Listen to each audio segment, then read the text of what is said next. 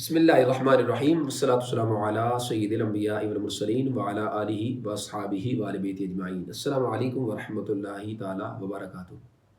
مرکز یقین کشور حسین، خداداد مملکت اسلامی جمہوریہ پاکستان، جو رب ذوالجلال نے اپنے خاص فضل و کرم اور حضور نبی رحمت علیہ السلام نے اپنی خاص نظر عنایت سے ماہ رمضان المقدس کی 27ویں شب 14 اگست 1947 کو ہمیں نصیب فرمایا۔ ہم اس کی برگاہ میں اس عظیم نعمت کے ملنے پہ صدہ شکر ادا کرتے ہیں، مگر جن مقاصد کے لیے یہ پیارا ملک پاکستان حاصل کیا گیا اور جس کے قیام کے لیے، جس کو حاصل کرنے کے لیے 2 کروڑ مسلمان بگھر ہوئے، 20 لاکھ مسلمانوں نے اپنی جانوں کے نذرانے پیش کیے اور 90,000 اسلامی ماؤں بہنوں بیٹیوں بچیوں کی عزتیں لٹی، پھر جا کر یہ پیارا ملک پاکستان ہمیں نصیب ہوا۔ یہ پلیٹ میں رکھ کے نہیں دیا گیا، بلکہ اس کے حاصل کرنے کے لیے ہمارے اسلاف نے اپنی زندگیاں، اپنی جانیں، اپنا آرام سکون، اپنی اولادیں قربان کی، پھر جا کر یہ حاصل ہوا۔ محمد علی جناح سے کسی نے سوال کیا تھا کہ آپ اس ملک کو حاصل کریں گے تو اس میں نظام کون سا نافذ کریں گے، قوانین کہاں سے لائیں گے؟ تو آپ نے جواب دیا تھا کہ ہمارے پاس آج سے 1400 سال قبل ہی ایک جامع نظام آ چکا ہے، اور وہ ہے نظام مصطفیٰ صلی اللہ علیہ وسلم کا نظام۔ مگر بدقسمتی سے 14 اگست 1947 سے لے کر اب تک جن مقاصد کے لیے اور جن خوابوں کی تعبیر کے لیے ہم نے یہ ملک حاصل کیا تھا، وہ ابھی تک شرمندہ تعبیر ہے۔ ہم اس ملک میں نظام مصطفیٰ صلی اللہ علیہ وسلم کا اب تک نفاذ نہیں کر سکے، اور ہمیں دور دور تک نافذ ہوتا نظر میں نہیں آ رہا۔ کیوں؟ اس لیے کہ اس ملک پاکستان میں کبھی تو میراتھن ریس، جو فیمیل ریس ہے، اس کا انعقاد کیا جاتا ہے، کبھی یونیورسٹیز کالجز کے اندر فیسٹیول کے انعقاد کر کے وہاں پر عریانی فحاشی کا بازار گرم کیا جاتا ہے، تو کبھی حکومتی سطح پہ موسیقی کمپٹیشن کروا کر لاکھوں کے انعامات کا اعلان کرتے ہوئے پوشیدہ آوازوں کو تلاش کیا جاتا ہے۔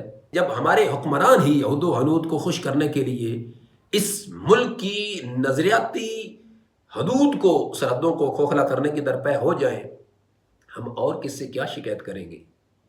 آج ہم فلسطین کے اندر کٹتے، لٹتے، ذبح ہوتے بچوں کو، بچیوں کو، ماؤں بہنوں کو، بھائیوں کو دیکھتے ہیں، ہمارا دل خون کے آنسو روتا ہے۔ ہم کچھ بھی نہیں کر پا رہے ہیں، بے بس بیٹھے ہیں، ہاتھوں پہ ہاتھ دھرے تماشائی بن کر بیٹھے ہیں۔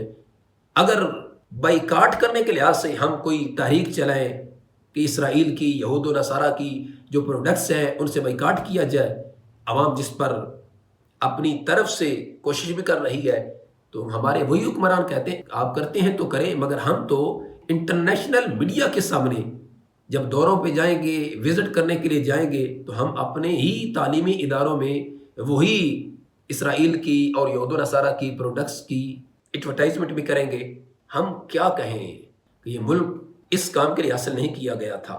یہ ملک اسلامی جمہوریہ ملک پاکستان ہے، یہاں پہ تو قرآن کا مقابلہ ہونا چاہیے تھا کہ یہ کتنا بڑا عالم ہے، یہ کتنا بڑا مفتی ہے، اس کو قرآن کتنا آتا ہے، اس کو حدیث پر کتنا عبور ہے، یہ آئین پاکستان میں اسلامی نظام کو نافذ کرنے کے لحاظ سے کتنی محنت کر چکا ہے، اس کے اندر کتنی قابلیت و صلاحیت ہے۔ اس طرف تو کسی ایک حکمران کا ایک لمحے کے لیے بھی خیال نہیں جاتا، کسی کو خیال تک نہیں آتا کہ آخر جس مقصد کے لیے اور جس اسلام کے نام پہ ہم نے ملک حاصل کیا، اس اسلام کو نافذ کرنے کے لحاظ سے کبھی ہم نے سوچا کیا ترقی اس میں ہے؟ کیا اداکاروں کو، فنکاروں کو اور گلوکاروں کو سامنے لایا جائے؟ کیا پہلے اس میں کمی ہے؟ انٹرنیشنل لیول پہ وہ اس کی سالمیت و استحکام کے لیے کیا کردار ادا کر سکتے ہیں؟ ہمارے حکمران عبرت حاصل کریں اور ہوش کے ناخن لیں۔ دبئی کا حال نہیں دیکھا؟ جس دبئی کے عیاش بدماش حکمرانوں نے یہود و نصارہ کو خوش کرنے کے لیے مندر بنائے، چرچ بنائے، اور ان مندر کے انعقاد کرنے کے بعد افتتاحی تقاریب میں اگر وہ انہی ہندوؤں کو بلا کر اس میں مورتیاں رکھیں، پھر رب کی ذات بھی اپنی قدرتوں کا اظہار کرتی ہے، پھر کیا ہوا؟ بارشوں نے سب کچھ تباہ و برباد نہیں کر دیا. کہتے جی صرف 72 گھنٹے بارش ہوئی، مگر گاڑیاں ہوا میں روئی کی طرح اڑ رہی ہیں، بنگلے، کوٹھیاں اور بڑے بڑے برج خلیفوں کے اندر پانی چلا گیا. آخر سمجھ نہیں آ رہی. تو ہم کہتے ہیں تمہیں سمجھ میں نہیں آئے گی. رب کے غضب سے ڈرو، اس کے قہر سے ڈرو، ہوش کے ناخن لو. اگر اس ملک میں اسلامی نظام نافذ نہیں کر سکتے تو کم از کم یہود و نصارہ کو تو خوش نہ کرو.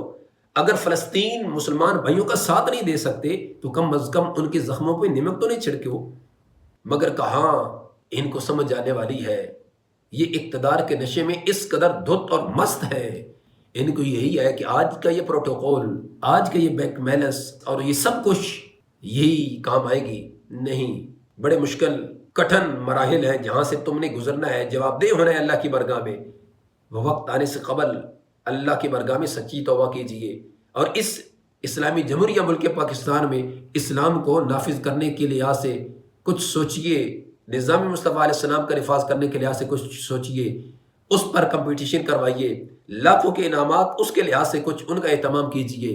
وگرنہ بڑے بڑے آئے چلے گئے، نام و نشان مٹ گیا، تمہارا بھی مٹ جائے گا، باقی نام رہے گا میرے رب کا.